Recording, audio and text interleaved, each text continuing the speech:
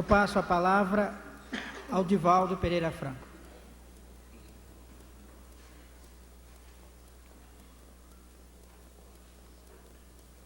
Excelentíssima Senhora representante do digníssimo prefeito desta cidade, excelentíssimas senhoras, excelentíssimos senhores, nobres irmãos maçônicos, queridos irmãos no ideal espírita, que nos abençoe Jesus, o amigo incondicional das nossas vidas. No ano de 1791, na loja maçônica As Nove Irmãs, em Paris, celebrou-se um acontecimento de alto relevo. A França libertava-se do talante dos Bourbons. A Revolução de 89 havia ensejado a Declaração dos Direitos Humanos. A criatura adquirira a honra da igualdade, da liberdade, da fraternidade. E a maçonaria, que sempre fora pioneira nesses ideais de engrandecimento humano, recebia na sua casa um dos homens mais notáveis do século. Tratava-se de Voltaire, um dos pais da enciclopédia. No momento em que a palavra lhe foi delegada, porque ele recebia a iniciação no grau 33, o admirável Marie Arouet, erguendo a sua voz ainda clara, declarou a razão por que se tornava discípulo da ordem.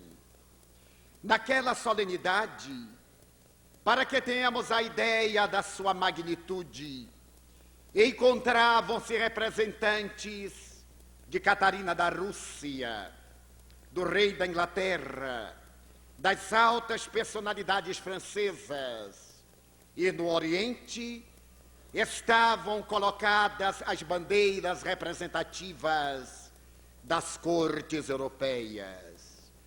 A emoção havia galvanizado a alma dos convidados.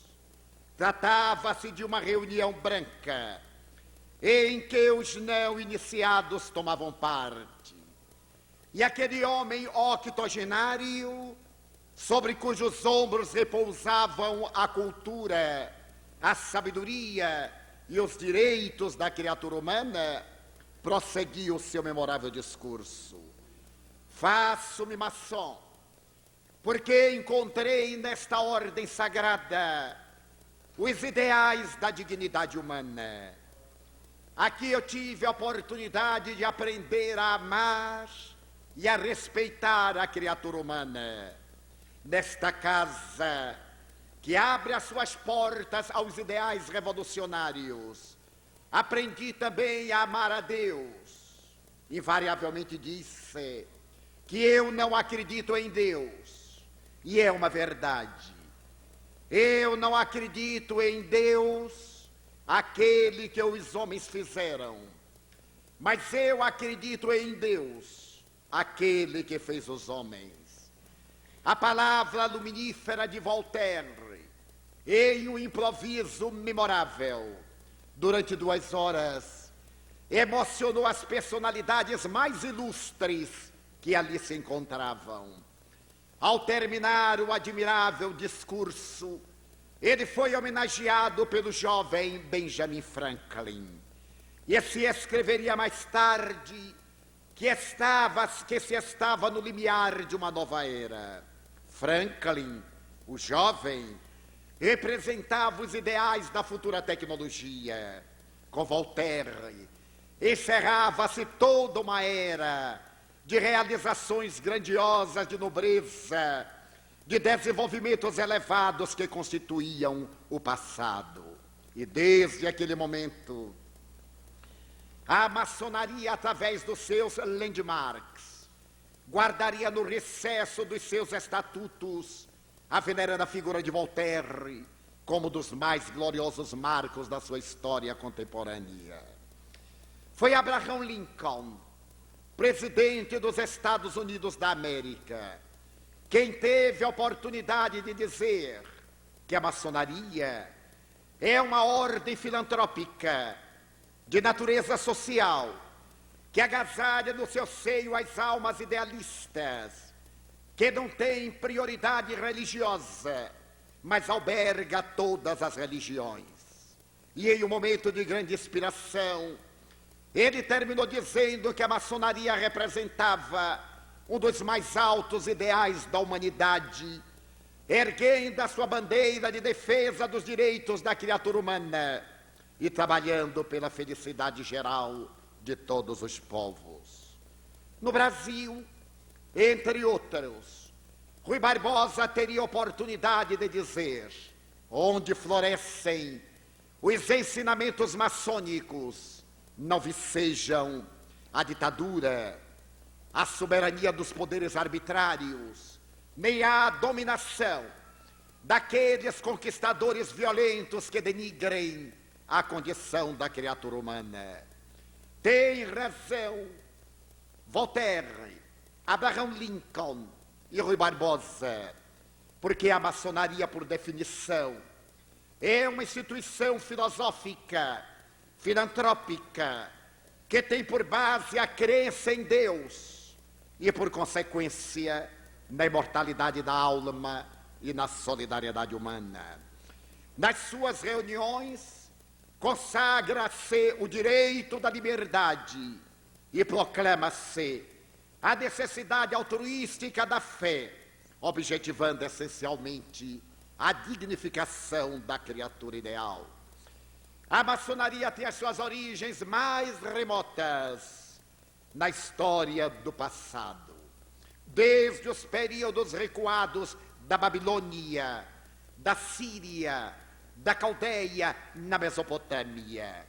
Odiante do pensamento do povo hebreu, a maçonaria, sob outras denominações, vicejou historicamente até haver penetrado nas grandes grutas das margens do Mar Morto, onde se celebravam as memoráveis iniciações através da mensagem de libertação do homem no céu estrelado, onde o venerável mestre oferecia ao discípulo a oportunidade de ter o encontro com a sua consciência. A iniciação, àquela época simbólica, como ainda hoje, era um desafio aos valores morais e éticos do aprendiz. Abria-lhe horizontes dantes jamais sonhados, para que ele pudesse compreender o sentido, o significado da vida, e se viesse a entregar aos ideais enobrecedores em favor de um mundo melhor.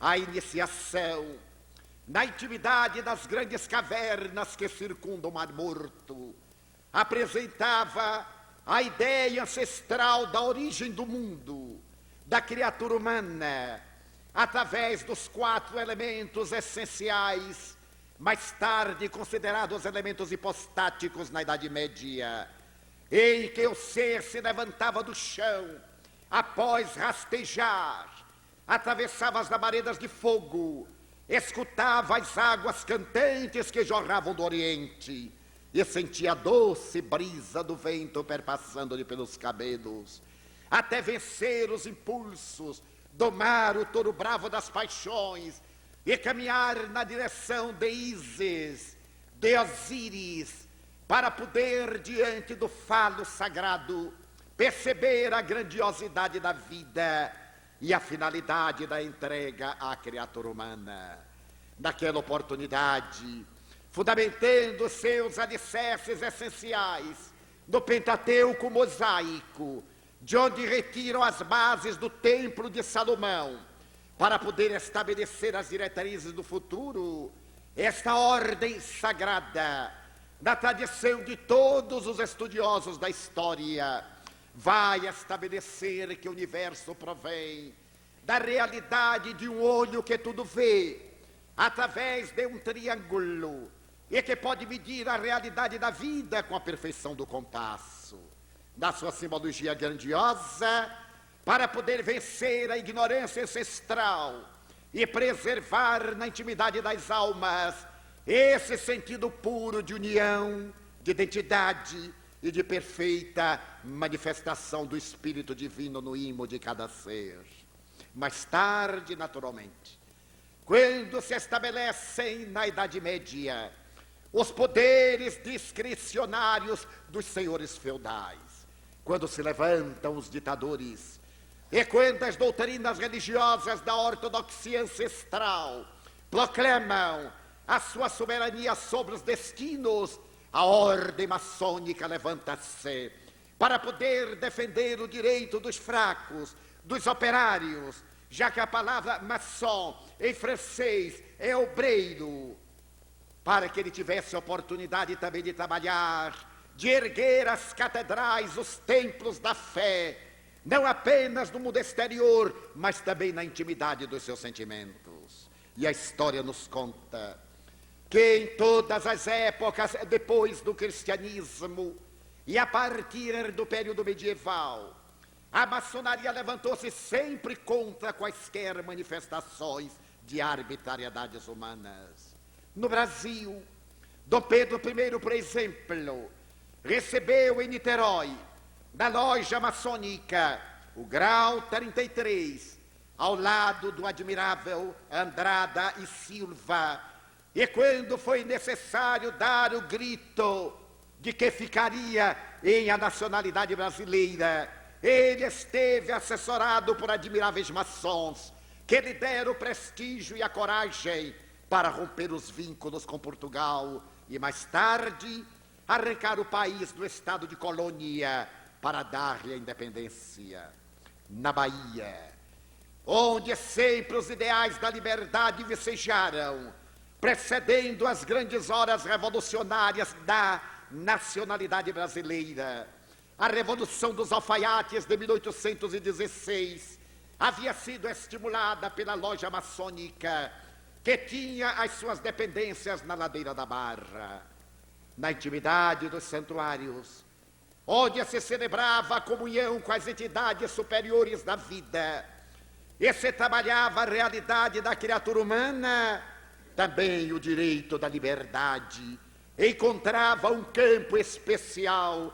E não seja de estranhar que pelas terras da América levantaram-se maçons eminentes como San Martín e outros, que alargaram os horizontes da vida para o continente dominado por Portugal e Espanha, a fim de que a verdadeira felicidade pudesse apressar os ideais de enobrecimento e o homem fosse plenamente feliz.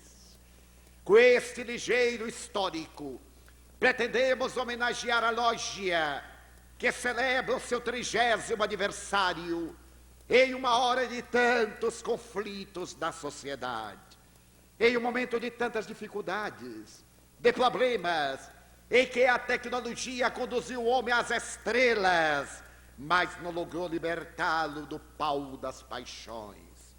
Em uma hora quando as naves espaciais viajam fora do sistema solar, tentando encontrar novos ninhos, outros céus, outras oportunidades de vida, e o homem mata na rua por um par de tênis, por um pedaço de pão, ou entrega-se às vicissitudes da toxicomania, da sexolatria, da alcoolofilia, da violência, vitimado pela própria pequenez. Nesse momento grave, a boca de Jesus havia oferecido uma esperança que se veio concretizar na segunda metade do século XIX, quando uma doutrina de raízes filosóficas, de fundamentos científicos e de consciências religiosas ético-morais viria conclamar o homem para uma autoanálise, para que se aprofundasse na intimidade do seu próprio ser e encontrasse os objetivos da vida.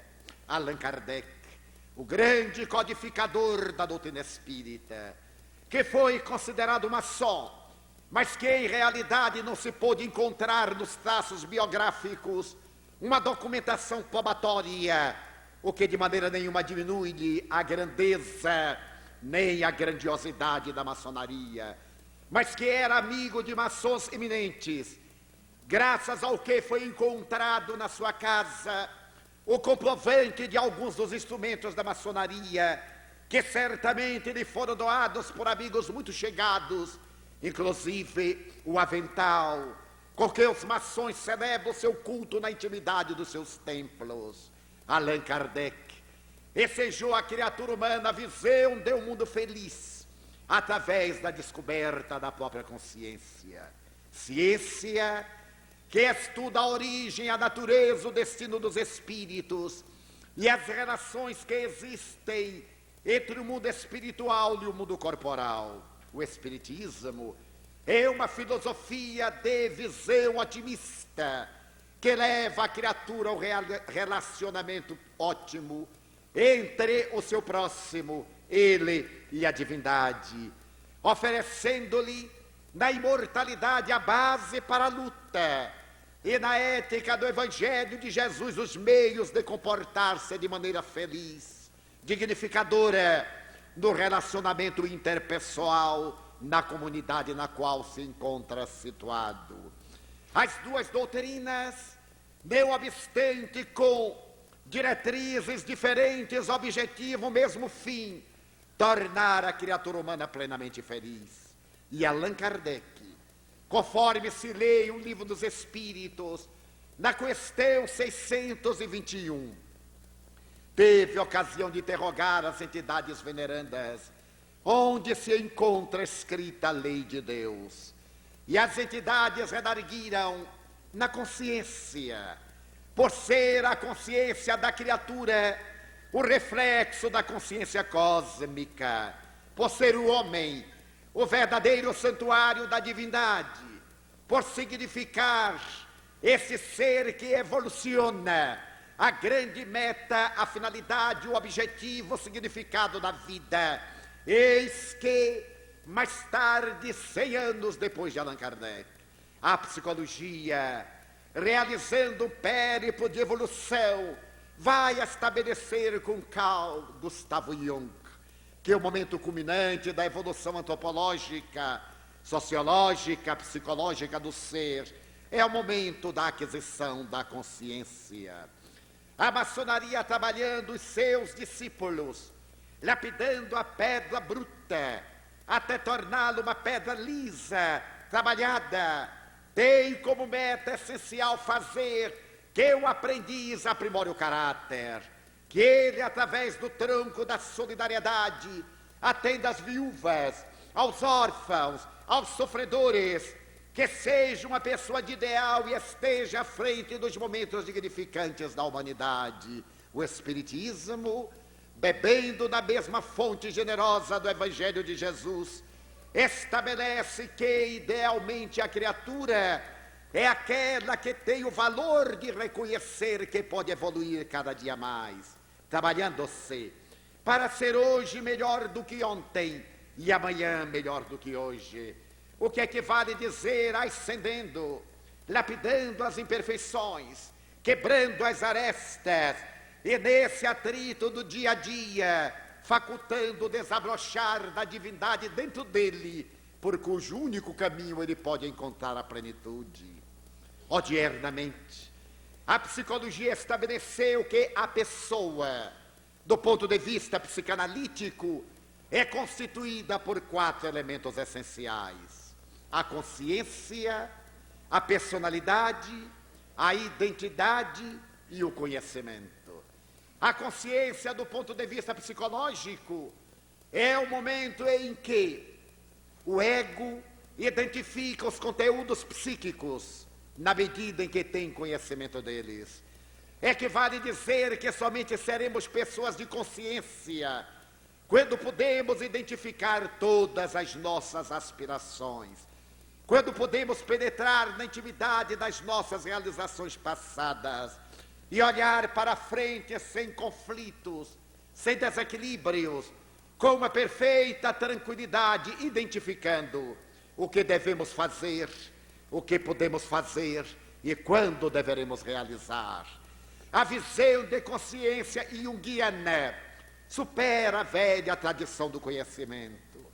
Antes da psicanálise, asseverava-se que uma pessoa de consciência é uma pessoa que sabe. Depois das experiências profundas em que o psiquismo adentrou-se nos conteúdos interiores do inconsciente, descobriu-se que saber não basta. É necessário aplicar esse conhecimento, porque muitas pessoas que conhecem são inconsequentes e muitas pessoas que não conhecem são conscientes. É muito comum encontrarmos indivíduos com nível universitário, com títulos de doutor honoris causa, portadores de uma bagagem intelectual relevante, no entanto, profundamente perturbados no sentido ético. Eles têm conhecimento da vida e agem de maneira arbitrária, agressiva, perturbadora, indignificante, sem oferecer à sociedade, além de informações, exemplos que possam constituir modelos para as demais criaturas. Carl Gustav Jung estabeleceu que o momento da consciência é aquele que nos caracteriza quando deveremos fazer o que podemos e não fazer o que não devemos. A maioria de nós faz o que pode e não deve, mas raramente faz o que deve, mas não pode. Procura mecanismos desculpistas, atitudes de fuga, e projetando à sua sombra os seus conflitos, justifica muitas vezes as suas debilidades, longe da responsabilidade do dever. A consciência mereceu o melhor estudo dos psicólogos, desde Freud, mais tarde Jung, Adler, mais recentemente Erich Fromm, passando pela imensa fieira de Gurdjieff, de Pedro Auspensky e de grandes psiquiatras como Elizabeth Kübler-Ross, e mais recentemente de um dos maiores craniologistas da sociedade, o mais perfeito conhecedor do câncer cerebral, estudioso dos neurônios e equipamentos das células nervosas, o Dr. Robert de Ropp, discípulo de Auspensky, por sua vez discípulo de Gurdjieff. O Dr. Robert de Ropp, examinando a sociedade, estabeleceu que vivemos em uma sociedade paradoxal, porque constituímos dois biótipos humanos. Poderíamos dizer que as criaturas, mesmo aquelas melhores informadas, mais bem conhecedoras, pertencemos a grupos psicológicos diferentes. O primeiro grupo, que é constituído de homens sensação, que Gurdjieff chamava homens fisiológicos.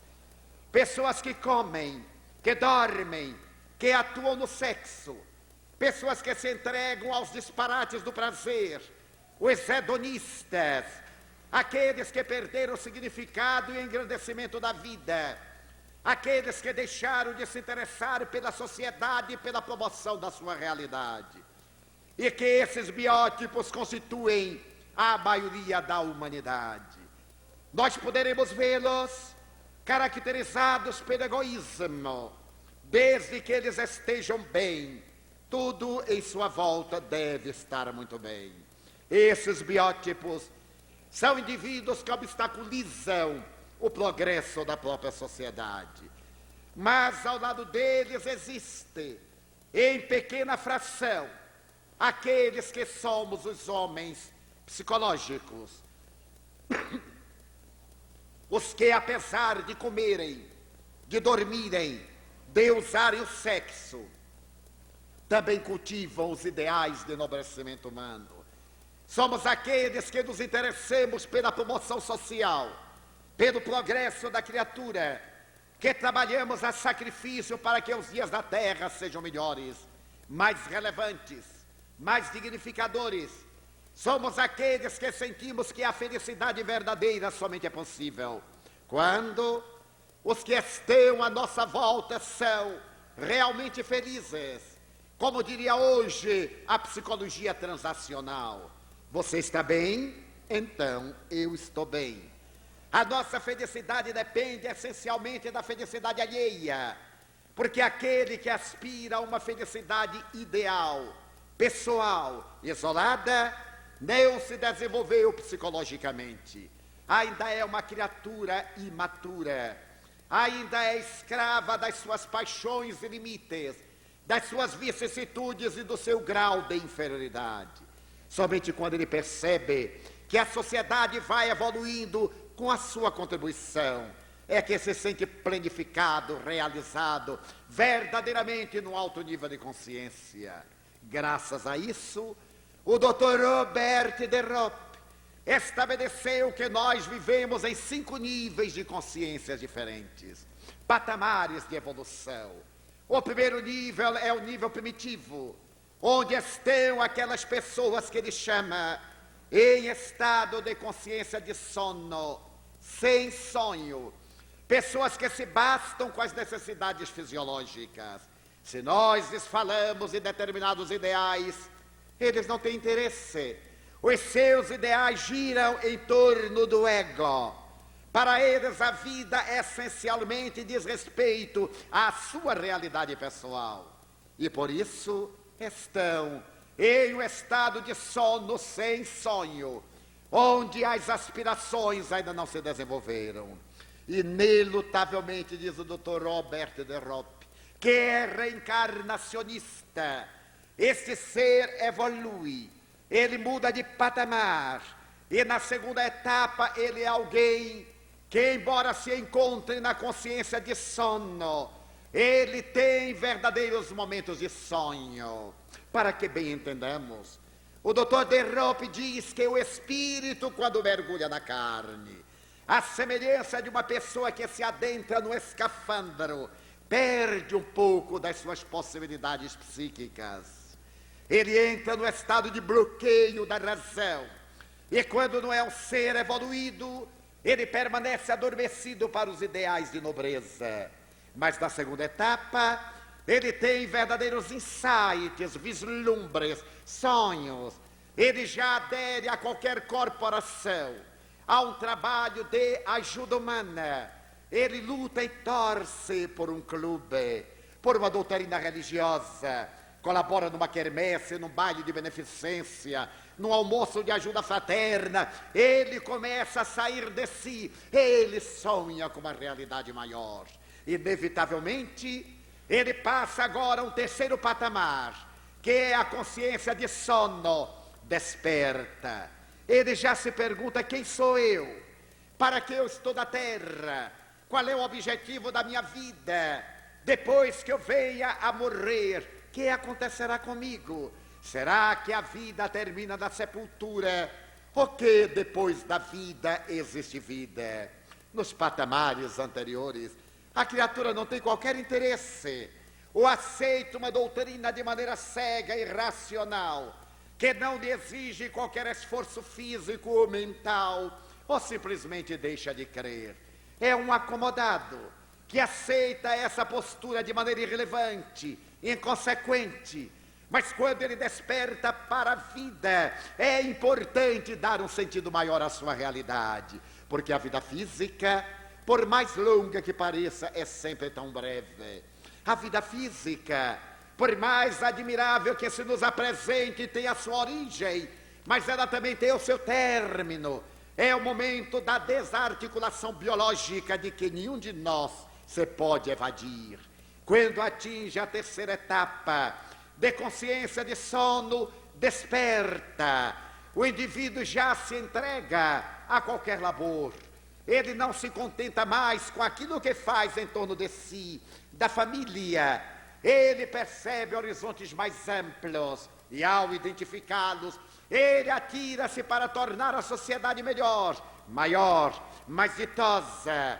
Ele dá a sua contribuição, fazendo que o mundo seja mais digno de ser vivido. Inevitavelmente, ele passa para a quarta etapa, a consciência que lhe dá a transcendência do ego.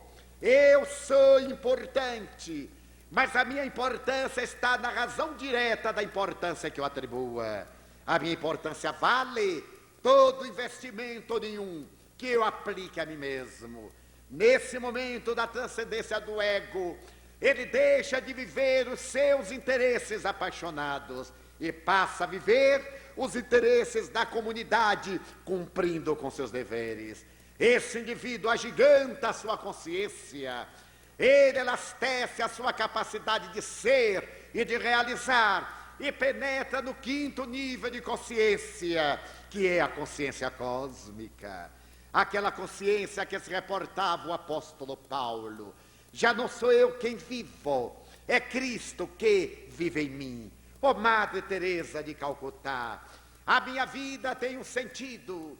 Os meus pobres, que são os pobres mais pobres dentre os mais pobres, o pastor, mergulhar na intimidade do laboratório de pesquisa para encontrar a vida microbiana e salvar milhões e milhões de pessoas de toda a ingerência desses agentes destruidores.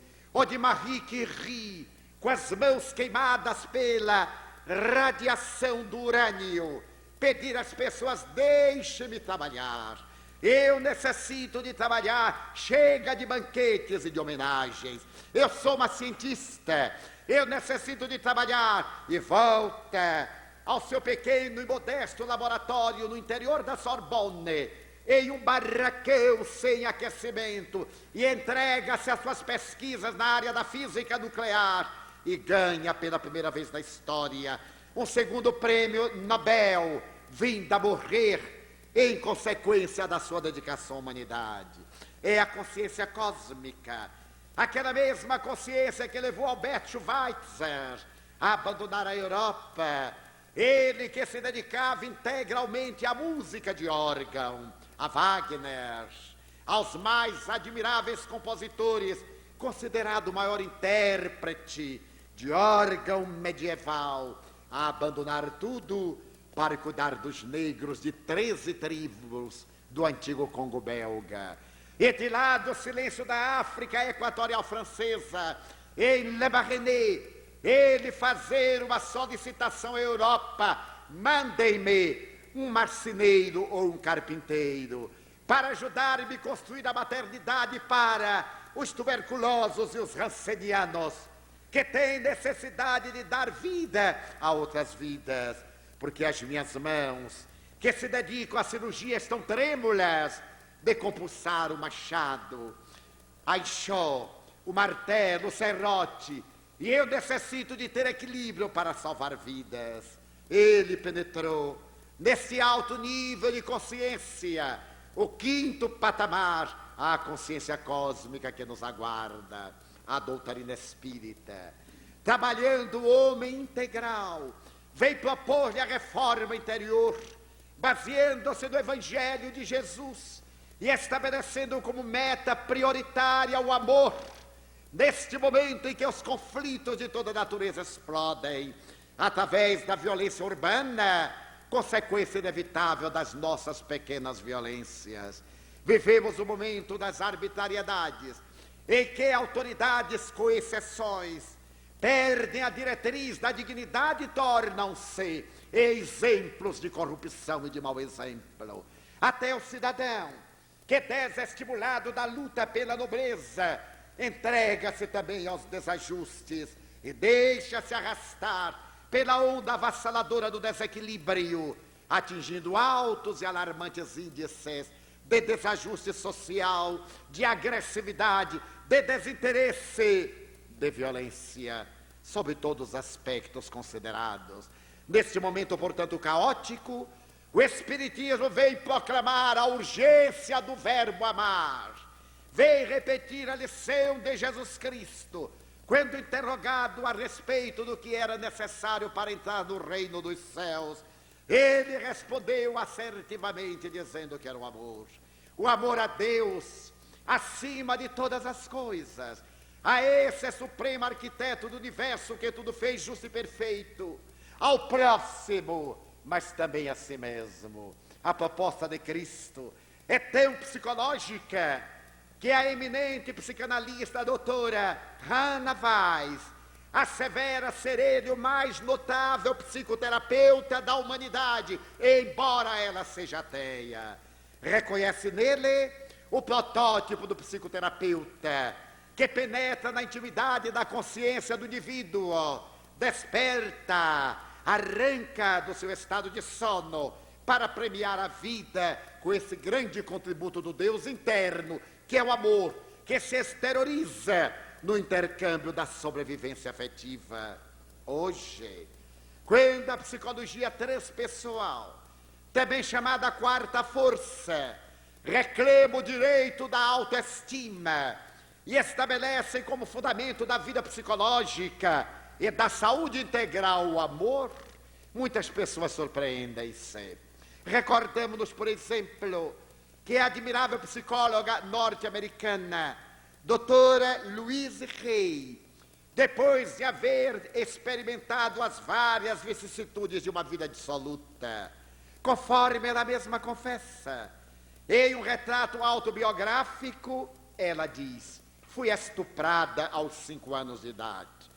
O meu estuprador, que era um ébrio vizinho, foi levado ao cárcere e pagou seu crime por 15 anos. As marcas do estupro violento pelo bêbado deveriam permanecer em mim por um largo período. Mais tarde, quando minha mãe casou, em segundas núpcias, com um alemão que me detestava, eu fui relegado a um pleno secundário e nesse momento nasceu a minha irmã. Agora eu fui praticamente abandonada dentro de casa.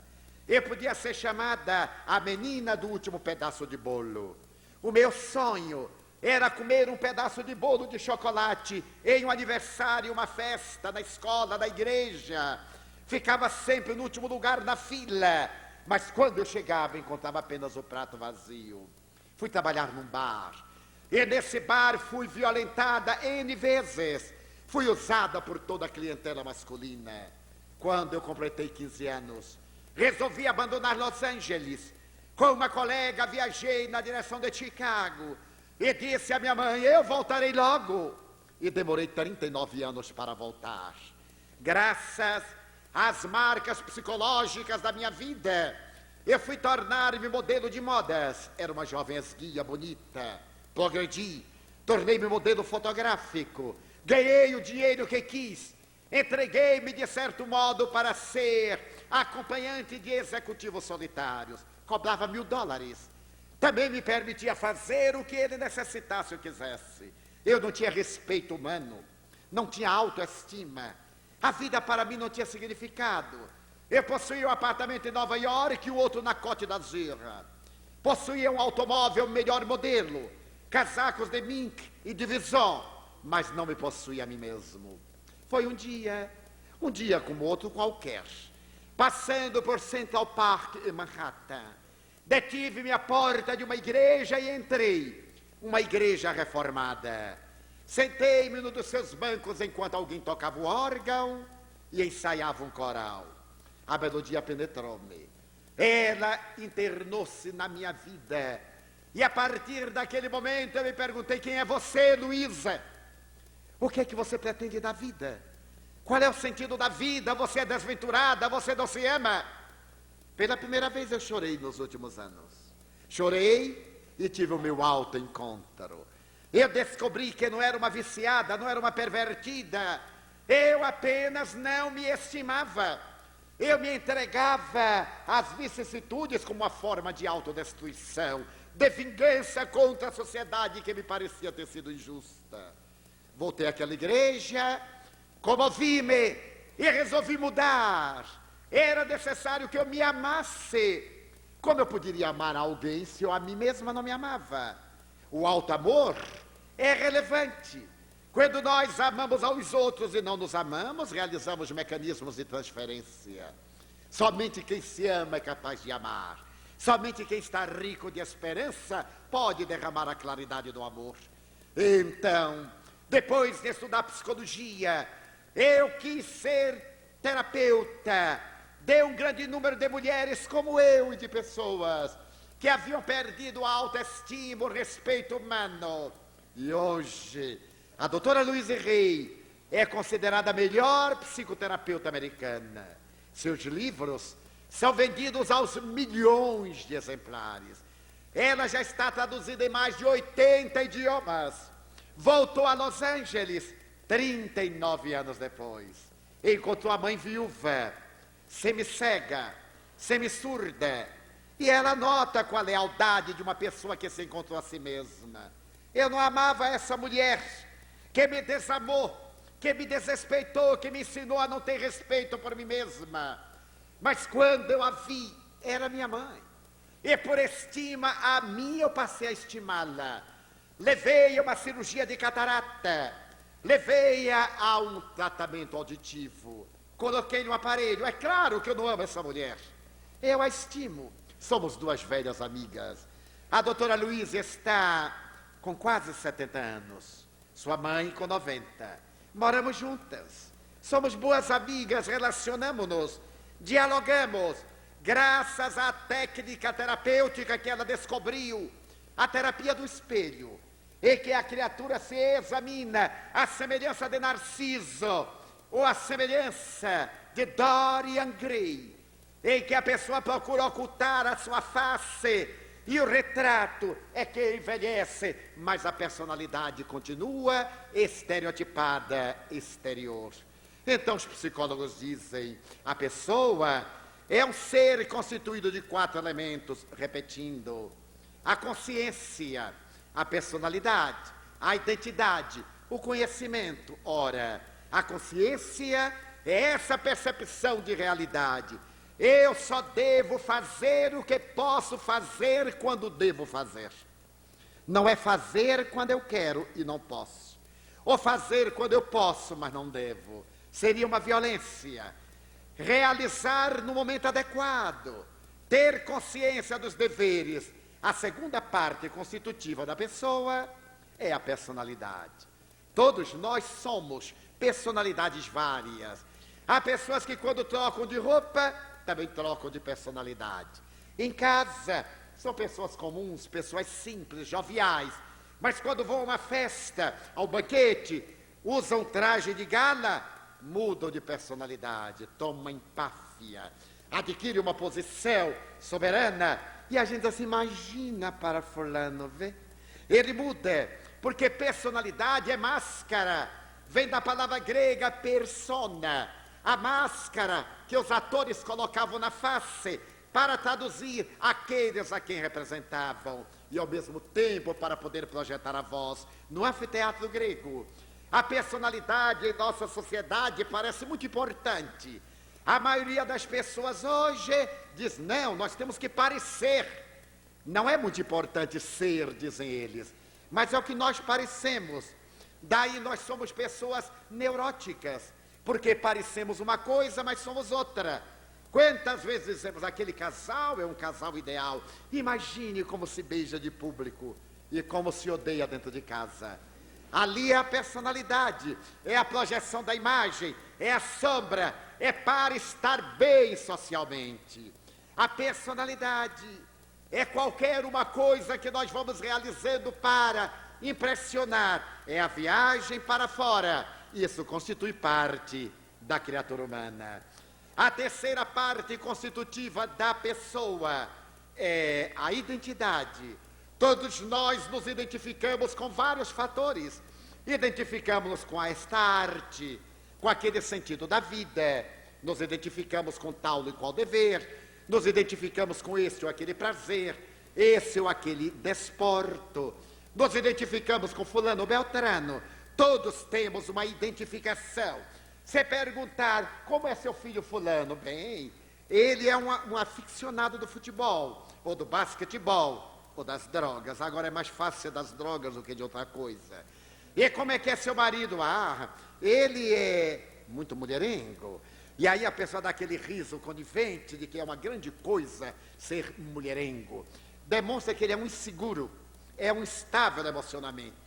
Não desenvolveu ainda a maturidade psicológica, porque o fato de viver variando é porque não tem segurança de si mesmo. Ele tem dúvida da sua potencialidade, da sua masculinidade, por isso ele está sempre procurando desafios. Personalidade.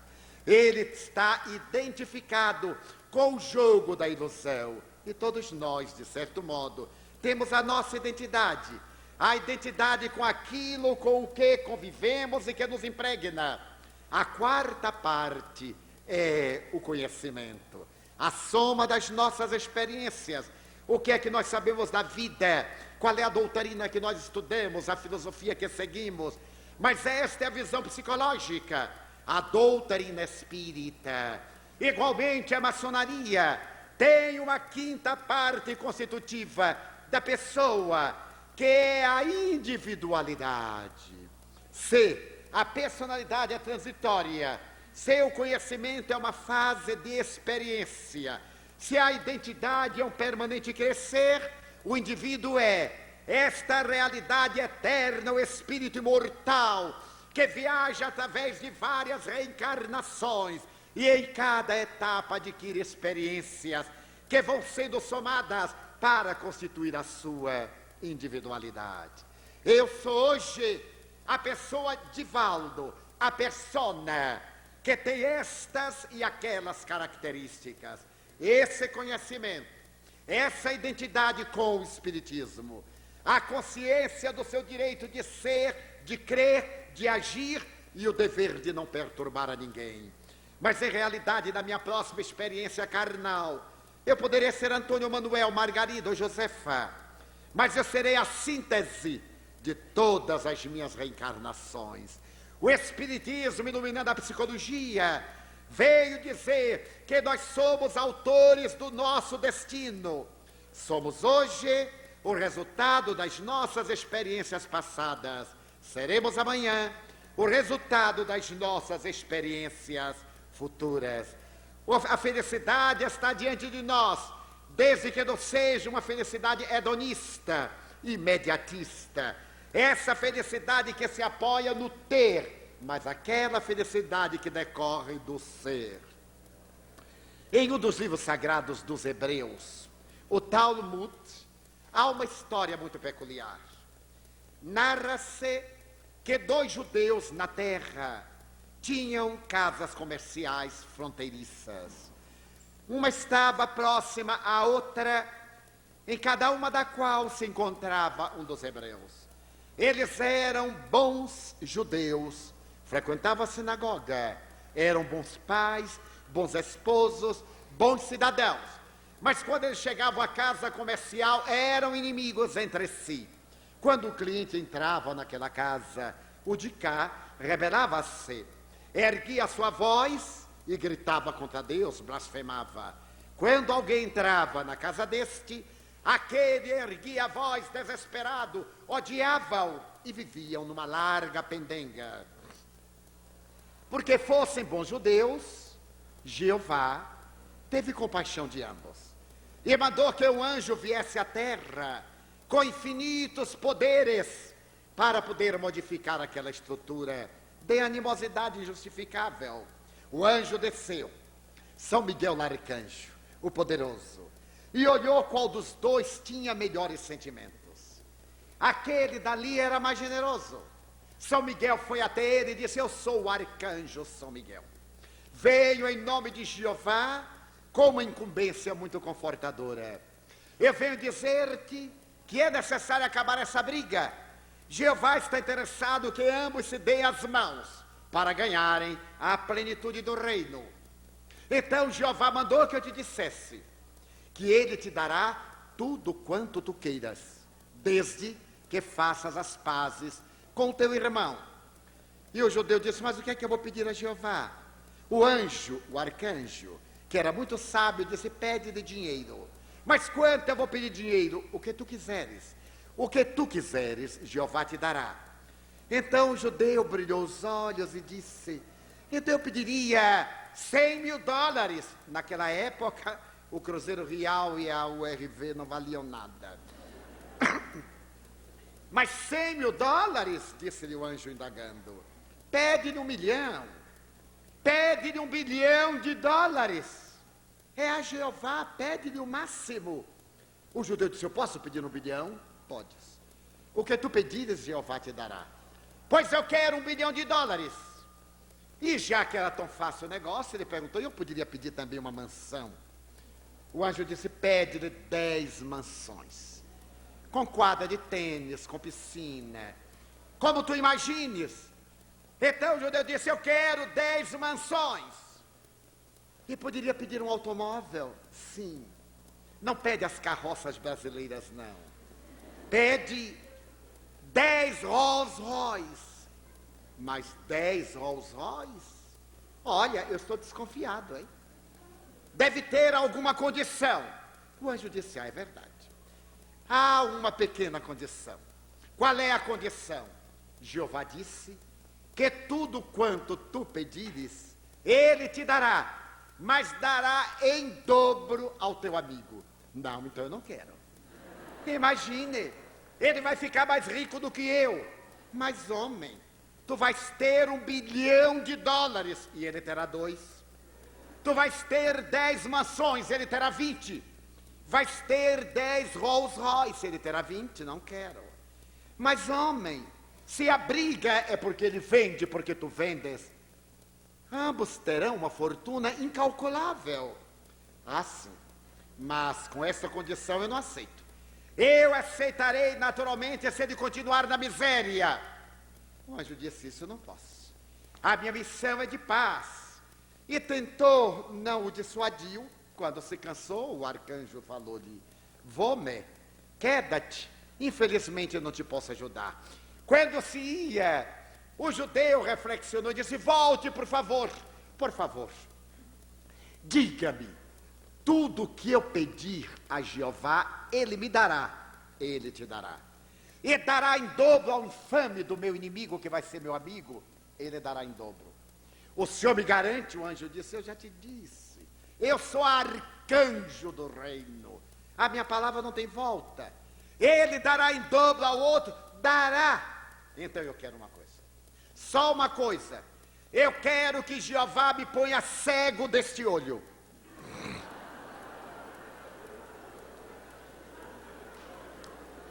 Porque a felicidade para ele era a desgraça do outro. Não era sequer ele ser realmente feliz. Aqueles que ainda estão na consciência de sono pretendem que a sua seja a felicidade ideal, sem acompanhamento. E a dos outros seja a tragédia. Quando atingimos esse nível da individualidade que é o espírito imortal, e podemos trabalhar no Evangelho de Jesus, na certeza da sobrevivência da alma. O meu futuro eu trabalho a cada instante, dia a dia, através dos meus atos. Se eu estou nesta oportunidade assinalado por dramas e problemas, eu poderei mudar, transformando-me para melhor. Eu sou um semeador. Até agora eu semeei cardos e espículos, que estou a colher através de sofrimentos e de lágrimas. Cumpro minha tarefa de semear esperança, de fazer sol, para poder desfrutar da felicidade e da plenitude. A proposta da maçonaria trabalhando o homem desde os recuados tempos do Mar Morto em Israel até a atualidade é a transformação moral do pedreiro, do discípulo que se transforma em mestre, do aprendiz. A proposta da maçonaria da construção de uma nova sociedade através do indivíduo no landmark número 19, e que ele tem o direito de agir, mas não tem o direito de se equivocar. Não lhe é permitido o direito de manter uma atitude que não diga, dentro dos cânones estabelecidos nos estatutos da ordem maçônica francesa. A proposta da maçonaria dignificante é de que a sociedade será feliz, porque estamos saindo da treva para a luz, da sombra para a claridade, da meia-noite para o amanhecer. E a proposta do Espiritismo, doutrina científico-filosófica religiosa, é de que a sociedade será o que dela o cidadão faça. Pela sua transformação moral, se conhecerá o verdadeiro espírita, como disse Jesus de referência ao cristão, pelo fruto conhece-se a árvore. Em uma hora desta não podíamos deixar de evocar Voltaire e de imaginar a magna sessão da loja Nove Irmãs, depois daqueles dias de arbitrariedades da Revolução, quando foi proclamada a Constituição dos Direitos Humanos, e ele dizer, eu creio no Deus que fez os homens, mas não creio no Deus que os homens fizeram. Um Deus apaixonado, um Deus antropomorfo, um Deus pequenino, um Deus vingativo. Revejo pela tela da imaginação aquele momento que antecedia uma alvorada nova, que foi a alvorada do século XIX, que dos teus eminentes cientistas, que libertou a ciência do tacão da religião, que enriqueceu a humanidade com pensadores admiráveis, que nos deram a estrutura da filosofia, com homens de escola, como Allan Kardec, o codificador do Espiritismo, Lázaro Ludovico Zamenhof, o criador do Esperanto, cientistas como Pasteur, como Liszt, Metchnikoff, como Hansen, como Koch, e outros que nos ensejaram uma vida mais ampla, pensadores como Bergson, Kant, Schopenhauer, que alargaram os horizontes e a visão da Terra, anunciando uma era nova, que parece uma Jerusalém libertada, um novo Canaã, quando nós nos pudermos amar a nós mesmos, quando nos respeitarmos a nós próprios, quando tivermos uma autoestima que nos emule a nos transformarmos sempre para melhor, a encontrar a saúde perfeita, a harmonia entre o psiquismo, o físico e o espiritual, nesse sentido holístico da medicina contemporânea.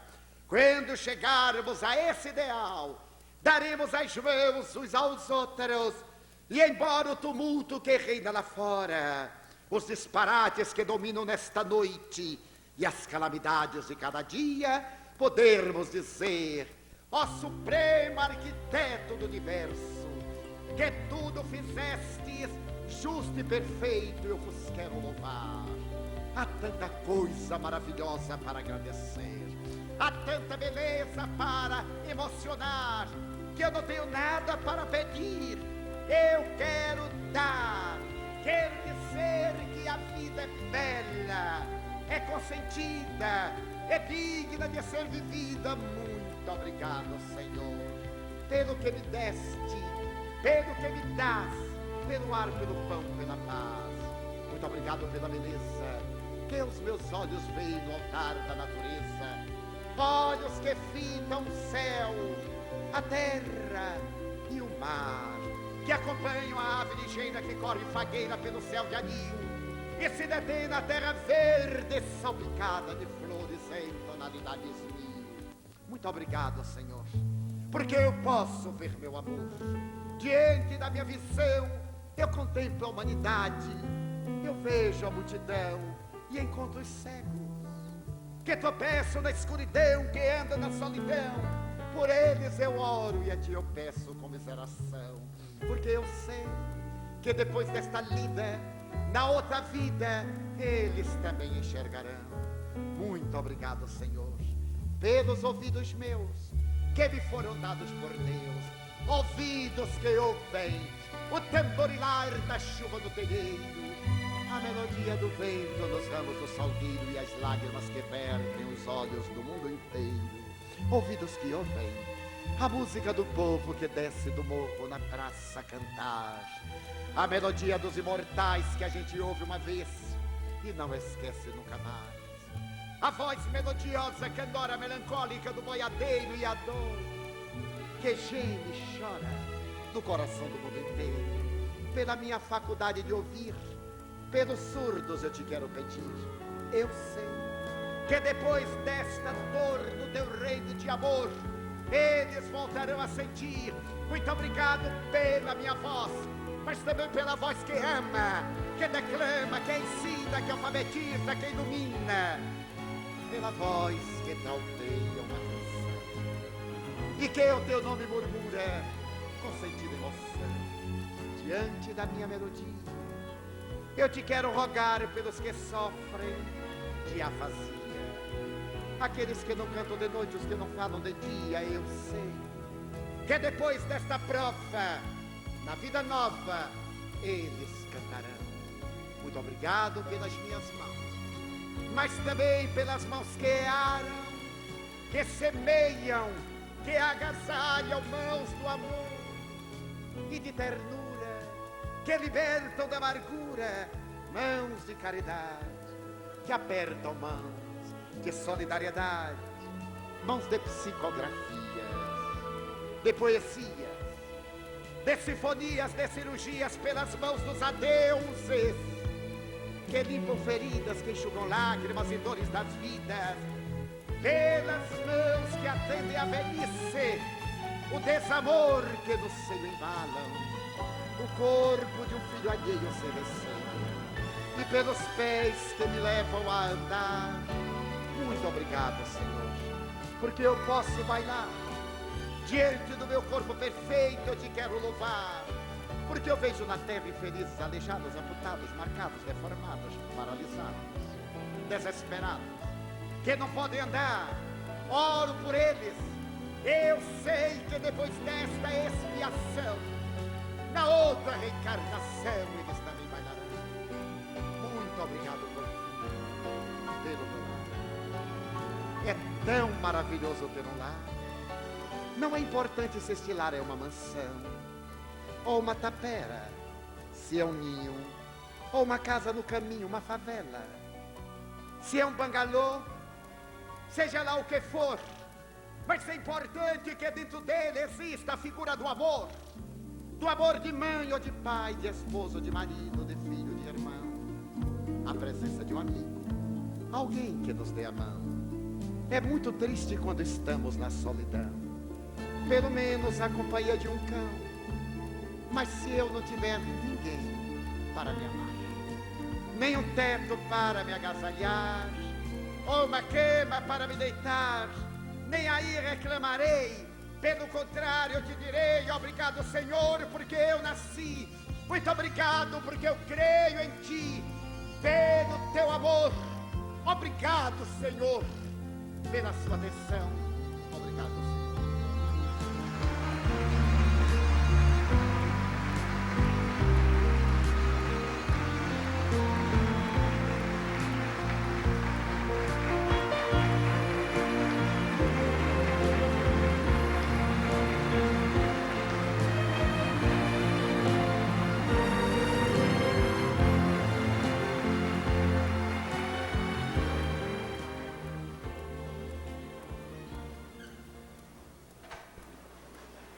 O nosso Divaldo vai permanecer aqui neste recinto ainda, dando continuidade ao atendimento dos autógrafos. Antes de proceder ao encerramento da nossa reunião, eu gostaria de convidar a todos aqui presentes para um bingo beneficente que realizar-se-á no próximo sábado, dia 12 de março, às 20 horas, no São Vicente de Paula. Esse bingo destina-se exclusivamente ao auxílio do Lar dos Velhinhos, que, como todos vocês sabem, atravessa sérias dificuldades materiais. Eu agradeço a todos a presença nesta noite e declaro encerrado o nosso trabalho.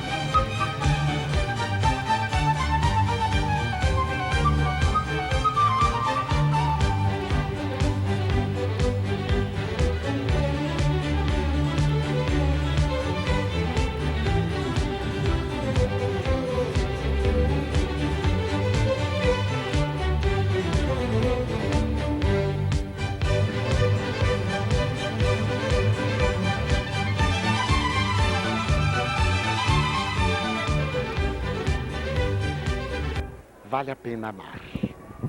Quando amamos, adquirimos maturidade psicológica. Quando esperamos que nos amem, somos ainda criaturas na infância espiritual. O amor é a força ciclópica que canaliza a vida. É verdade que há muita violência, desajuste, mas nunca houve tanto amor na Terra como hoje. Quando eu me recordo da ONU, da Unesco, da Organização Mundial de Saúde Mental, da maçonaria, do Lions Club, do Rotary Club, da Cruz Vermelha Internacional, da Cruz Vermelha Nacional em cada país e de outros tantos organismos que dignificam a criatura, os direitos do homem e da mulher, das minorias raciais, dos pequenos grupos, a humanidade avançou muito, mas falta que cada um de nós dê a sua contribuição pessoal. Então seja você quem ama. Se alguém não o ama, o problema é dele. Mas se você não ama, o problema é seu. Se alguém o odeia, pior para ele. Quando você odeia, pior para você. Sinta a honra de ser aquele que esparze perfume que derrama luz. Porque quem tem aromas dignifica o lugar onde se encontra. E quem tem a presença da divindade derrama sol. Que o Senhor nos abençoe e nos guarde e nos dê a sua paz.